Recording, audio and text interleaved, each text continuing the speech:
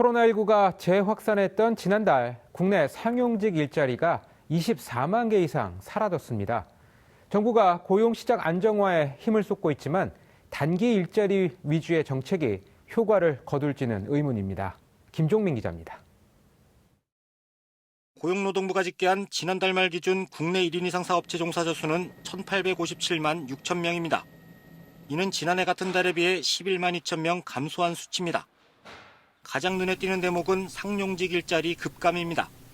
계약 기간이 1년 이상이거나 한 직장에서 1년 이상이란 상용직 종사자는 9월 말 기준 1,548만 5천 명으로 지난해 같은 달보다 24만 1,000명이나 줄었습니다.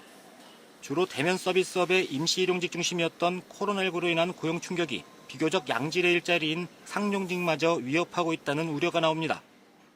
9월 사업체 종사자 고용 동향은 앞서 발표된 고용행정 통계나 경활조사와 마찬가지로 숙박업, 음식업 등 대면 서비스업과 교육 서비스업 등을 중심으로 해서 코로나19 재확산과 사회적 거리두기 강화 조치의 영향을 상당히 받았습니다.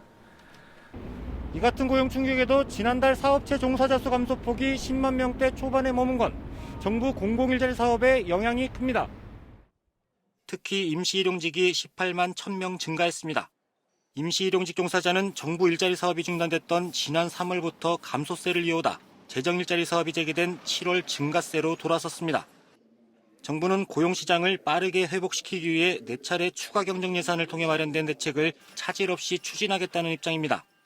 4분기에도 재정에 부여된 역할은 여전히 막중합니다. 특히 국민들의 생계와 직결되는 일자리 사업들이 집행 현장에서 국민들이 체감하는 효과를 내고 있는지 면밀히 점검하고 꼼꼼하게 관리해 주십시오.